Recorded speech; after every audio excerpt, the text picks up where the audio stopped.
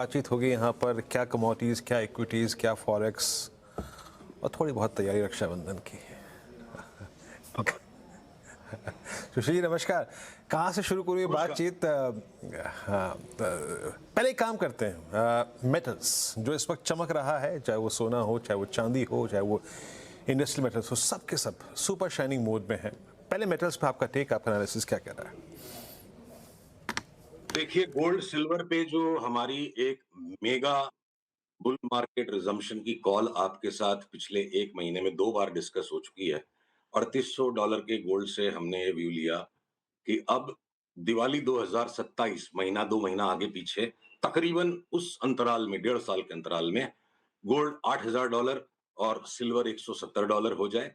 पहला लेग, एक पहला चरण उसका अच्छी खासी मूव का कंप्लीट हो गया। हमारे क्लाइंट्स से हमने टेक प्रॉफिट कल करवा दिया है। 8-10% की करेक्शन आएगी और उसके बाद वापस बाई सिग्नल मिलेगा तो हम लेंगे। अब आ जाते हैं मेटल्स पर। तो जो आपसे मैंने महीने भर पहले कहा था कि हमारे सारे मेटल्स के शॉर्ट हमने काट लिए और अब यहां से लोहा गर्म है, मार दो हथौड़ा। तो अब मेटल्स ही मेटल्स चारों तरफ मची हुई है। तो अब यहां से नई लिवाली करके तो हमें अपनी एवरेज बिगाड़नी नहीं है। वीरू जी, व्यापार जो है ना, कितनी आप चार्ट लगा लो, कितनी फंडामेंटल लगा लो, किसी भी तरह की आर्ट लगा लो, लास्ट में व्यापार, उसकी सिंपल सीधी व्याख्या है, सस्ता खरीदो महंगा बेचो। सस्ते में हमने पेट भर के ले लिया और हम गणेश जी महाराज की तरह अपना पेट बड़ा करके चुपचाप बैठे रहेंगे। अभी मेटल्स में हम सवारी करेंगे। फर्दर यहाँ पे कोई उछल कूद करके इमीडिएटली अगले 2 घंटे की लिवाली करना न हमारी उम्र को शोभा देता है और न हमारे अंदर उतनी काबिलियत है। अच्छा, एक बात और सुशील जी, अब आपने मेटल्स को बात कर ली है ना, मेटल्स की बात कर ली, आपने क्रूड को देखा, आपने डॉलर इंडेक्स को देखा, आपने बॉन्ड यील्ड को देखा, यूएस मार्केट को देखा। एक सिंपली वो व्यूअर जो आपको निफ्टी के लिए सुन रहे हैं, निफ्टी बैंक के लिए सुन रहे हैं, निफ्टी बैंक पर इस सितंबर की सीरीज के लिए व्यू क्या बन रहा है आपका? मेटल्स तो मैंने शुरुआत में इसलिए जिक्र किया क्योंकि इस वक्त सारे ट्रेडर्स तुले पड़े थे वहीं पर, but coming back to index, Nifty bank पर व्यू क्या कर रहा है? तो देखिए, आपने कहा था रक्षाबंधन को भी हमें टच करना है। तो जैसे कॉस्पी में कोहराम मचने के बाद अब न्यू हाई का हमारा कॉल आ गया और 25% कॉस्पी नीचे से बढ़ गई, 1600 की तरफ अग्रसर है। नैस्डैक 35,000 का हमारा कॉल है, लगातार उधर मार्केट बढ़ रहा है। निक्केई ने भी इतना कोहराम मचाने के बाद बढ़त बना ली और सारे संसार में बड़ी तेजी के वातावरण वापस बन गए क्योंकि डॉलर इंडेक्स बिल्कुल बुरी तरह से लुढ़कना शुरू हो चुका है, जो हमने अंदेशा लगाया था। तो चारों तरफ चतुर्दिक सारे संसार में इन स्ट्रेस्ड आउट एटमॉस्फेयर में भी तेजी के बावजूद हमारी निफ्टी बैंक निफ्टी जो है ना, वो ऐसे रक्षाबंधन के टाइम पे जो कुछ बहनें ना ऐसे नखरे करती हैं कि भी राखी बंधानी है तो फ्लाइट पकड़ के दिल्ली आना पड़ेगा। हम्म। तो निफ्टी में सारा संसार उत्तेजना में है, पर ये तो रूठी हुई बहन की तरह निफ्टी बैंक निफ्टी इठला रही हैं कि भैया अब इनको कैसे मनाएं हम। तो यहां आकर बुद्धि और मन दोनों बेबस हैं कि किसी तरह या तो बहन तरस खा के राखी बांध दे या फिर ये निफ्टी बैंक निफ्टी भी बाकी संसार के साथ चल पड़े। ओके, ये ओवरऑल व्यू आपका मार्केट पे। सुशील जी गुड आफ्टरनून, श्रेया बात कर रही हूँ। अच्छा, ओवरऑल मार्केट पे हमने बात की, मेटल्स पैक पे बात की, आपने क्रूड भी छेड़ा, लेकिन जब भी हम मार्केट के क्रूड पे बात अपनी नहीं हो पाई है। क्रूड पे कल जो स्लंप आया और एक साथ निफ्टी उछल गई, हमने आज सवेरे अपने क्लाइंट्स को एक कॉल दिया है कि क्रूड जी वापस यहाँ से 91 जा रहा है। Light crude, NYMEX light crude की हम हमेशा बात करते हैं, ब्रेंट की नहीं। क्रूड 91 जा रहा है, फिर वापस 80 आएगा और उसके बाद सीधे 110 की चाल है।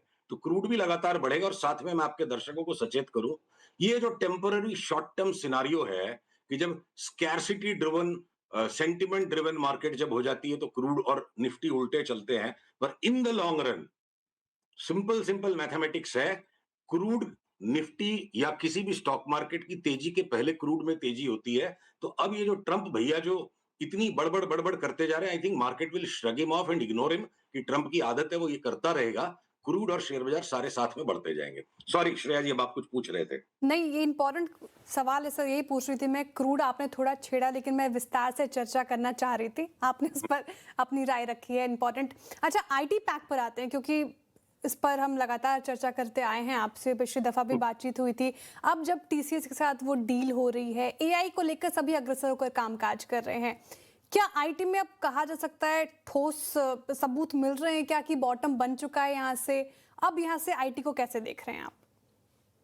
तो हमने लगातार ये मेंटेन किया कि जो ये फाइनल बॉटम आ गया था सीएनएक्स आईटी का, वहां से हम लगातार मेंटेन कर रहे हैं कि अगले 1.5 साल के अंतराल में सीएनएक्स आईटी इंडेक्स 60,000 के ऊपर निकल जाए तो हमें बिल्कुल भी अचंभा नहीं होगा। अगर आप उल्टा सवाल पूछोगे इस वक्त पूरे मार्केट में कौन सी सेक्टोरल इंडेक्स है जो यहां से भी डबल हो सकती है, तो सीएनएक्स आईटी के सिवा कुछ नहीं दिखता है। तो देखिए, जब घोर से घोरतम संकट सबको प्रतीत होता है, स्टॉक सबसे ज्यादा सस्ते तभी होते हैं। तो वो हमारी कॉन्ट्रेरियन इन्वेस्टिंग के जो फ्रेमवर्क्स है, वो टेक्निकल इंडिकेटर्स के बेसिस पे हमने वो किया। अब एक राउंड का जो मूव आ गया और अब लोगों को यहाँ कंफर्ट आना शुरू हो रहा है। तो बाजार का नेचर है, प्रकृति है बाजार की कि या तो आप कंफर्टेबल हो जाओ या आप प्रॉफिटेबल हो जाओ। तो अब सब कंफर्टेबल होके माल लेंगे, तो जिसने अनकंफर्टेबल होके माल लिया था उसको मुनाफा बुक करने का मौका मिलेगा।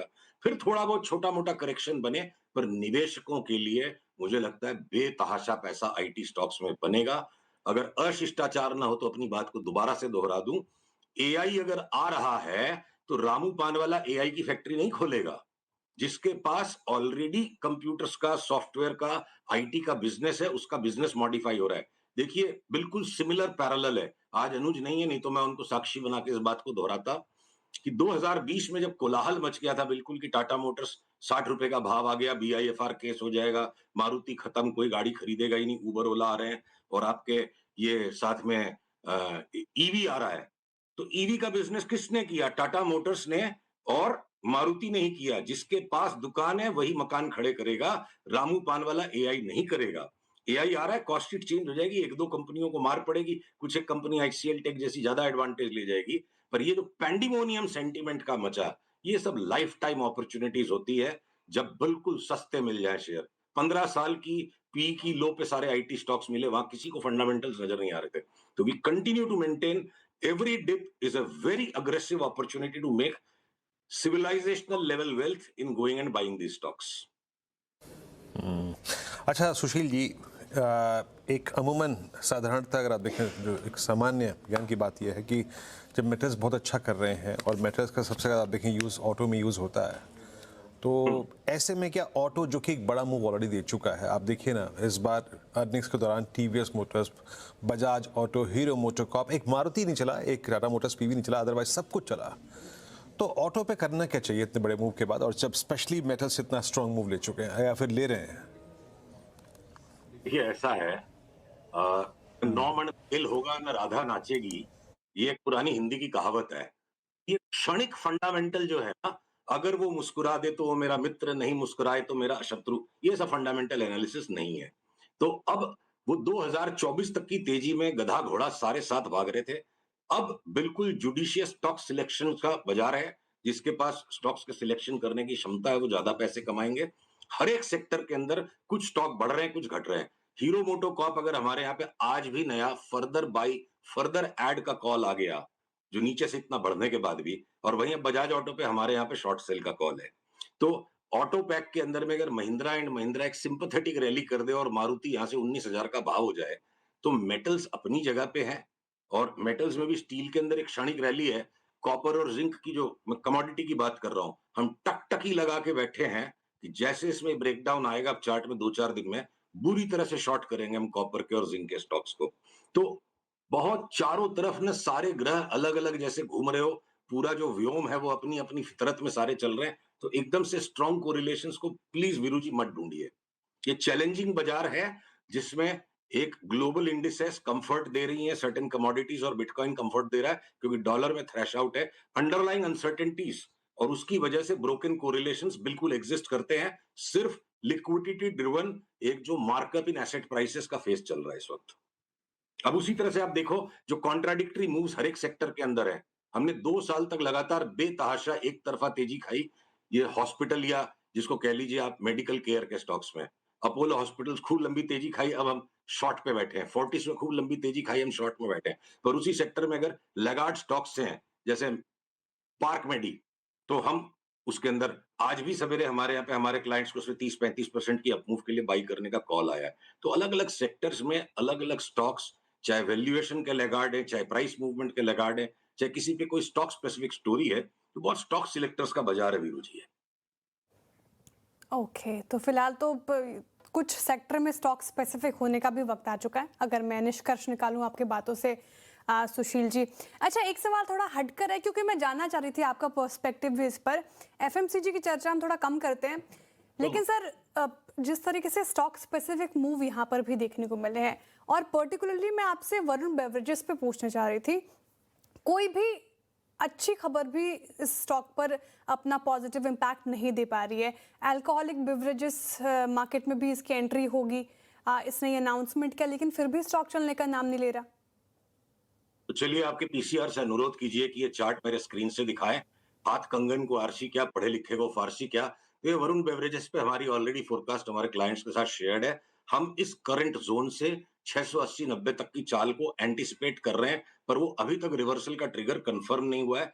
जिस किसी दिन ये 445 के ऊपर बंद हो जाएगा, हमारा 680 का कॉल आ जाएगा। तो श्रेया जी, आपने ब्रॉडली कंज्यूमर ये एफएमसीजी स्टॉक्स को जो टच किया, तो मैं आपको निफ्टी पे जो हाईएस्ट परफॉर्मर हमारे को लगता है दिवाली तक होना चाहिए, वो आपके सामने स्क्रीन पे अगर वापस से चार्ट पीसीआर कृपया दिखा सकें।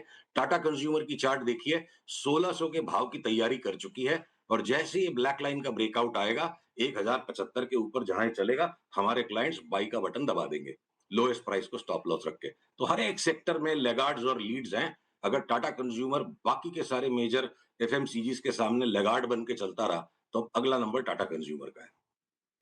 ओके, टाटा कंज्यूमर, ये हर एक सेक्टर में अगर आप देखें तो स्टॉक स्पेसिफिक होने का भी वक्त आ चुका है।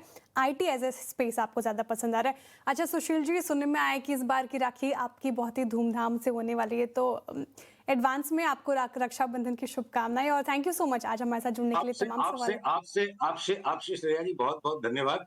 अगर आपने मंच दे दिया, मौका दे दिया, तो मैं एक बात कह दूं, जी। मेरी सारी बहनें राखी बांधने के लिए तैयार है, खाली एक इठला रही है। आप भी उसको रिक्वेस्ट करो कि एक को छोड़ के बाकी सारी बांध रही, वो भी आ जाए। हाँ, तो मैं मैंने उनको बोला है कि आप निफ्टी बैंक निफ्टी की तरह नखरे मत करो, आप भी बांध दो। अब तो ये कॉन्वर्सेशन सुनकर, वार्तालाप सुनकर ज़रूर आएंगे वो। And thank you so much sir आज जुड़ने के लिए, तमाम सवालों के जवाब देने के लिए और वक्त देने के लिए। आपका have a very good evening to you.